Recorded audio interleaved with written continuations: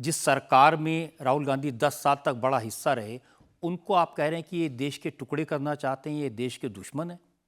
आपको लगता नहीं है?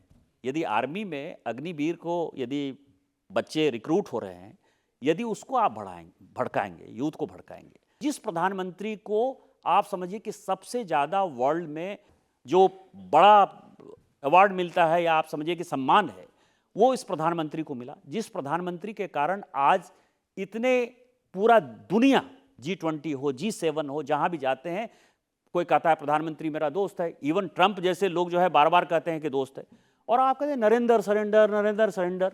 आप इस तरह की हल्की बातें करेंगे, पार्लियामेंट में खड़े हो जाएंगे, कभी शिव की बात करेंगे, कभी मुद्रा की बात करेंगे। उनको यही नहीं पता है कि मुद्रा जो है 7 नहीं होती है, मुद्रा 16 होती है, 16 कलाएं हैं। मतलब रानी पटरानी, महारानी, कृष्ण, गीता, रामायण किसी की बात नहीं है। फिर कास्ट सिस्टम में पूछेंगे आप ये बताओ कि आप किस जाति के हो।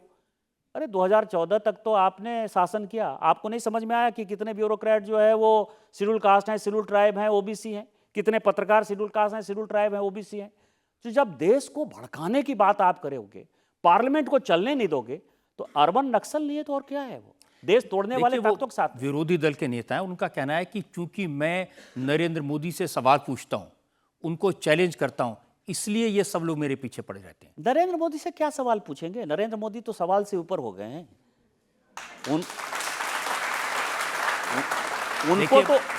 उनको तो अपने आप से सवाल पूछना चाहिए।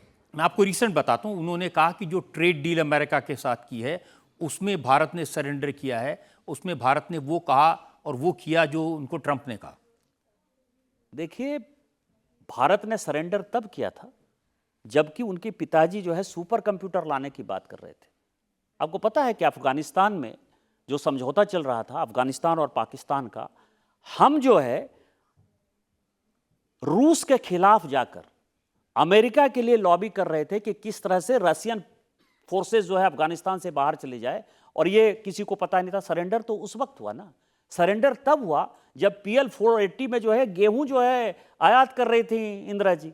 सरेंडर तो तब हुआ जबकि हमने अपना एक एयरबेस 1961 में चकलिया अमेरिका सेना को दे दिया। सरेंडर तो तब हुआ कि आज भी नंदा देवी पर, आज भी मैं ऑन रिकॉर्ड ये बात कर रहा हूं कि 62 में चीन का युद्ध आपने उसके इशारे पर किया, और आज भी न्यूक्लियर डिवाइस नंदा देवी पर रखा हुआ है, जिसके कारण पूरे के पूरे नॉर्थ इंडिया में जो गंगा का प्लेन है उसके लोग कैंसर से ज्यादा मर रहे हैं। सरेंडर तो आपने किया है।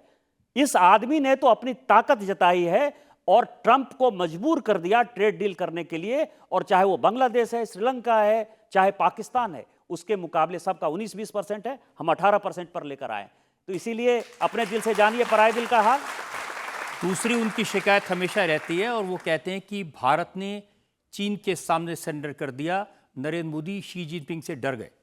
हेंडरसन ब्रुक्स की रिपोर्ट, जो भगत रिपोर्ट भी कहलाती है, उस रिपोर्ट में कहा, जो आज तक कांग्रेस ने उसको डिस्क्लोज नहीं होने दिया, कि 38,000 स्क्वायर वर्ग किलोमीटर जगह जो है चाइना ने कब्जा कर लिया।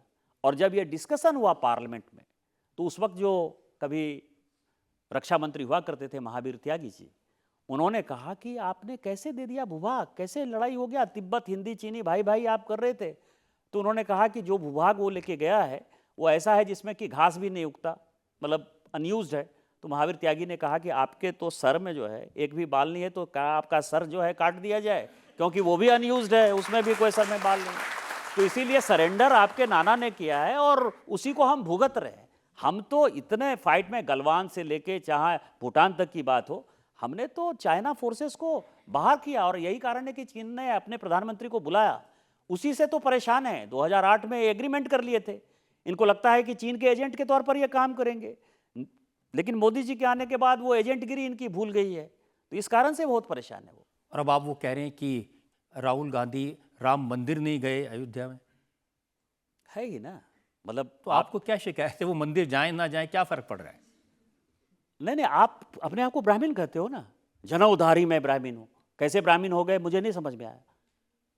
आप ये बताइए कि लड़की की जहां शादी हुई, मैंने एक उदाहरण दिया कि मीरा कुमार जी जगजीवन राम जी की बेटी है, लेकिन उनकी शादी जो है वो कुशवाहा से हो गई, तो उनके बच्चे जो है वो शेड्यूल कास्ट नहीं है।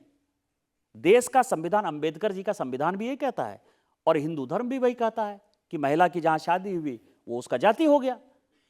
तो अपने आप को आप जनेऊधारी ब्राह्मण कहोगे तो हम आपसे अपेक्षा करेंगे ना कि जनेऊधारी ब्राह्मण जो है पूजा पाठ करता है। ना आपके नाना सोमनाथ गए, ना आज आप राम मंदिर देखने के लिए अयोध्या गए हुए हो। तो ये प्रश्न पूछना तो मेरा लाजमी है ब्राह्मण होने के नाते। नहीं, वो पैंट पहने तो भी आपको प्रॉब्लम, जनेऊ पहने तो भी प्रॉब्लम। मैं तो उनको गाइड कर रहा हूं। मैंने आपको कहा ना कि वो राजा है, तो राजा ब्राह्मण होने के नाते मेरा काम है महामंत्री के नाते उनको सही सलाह देना।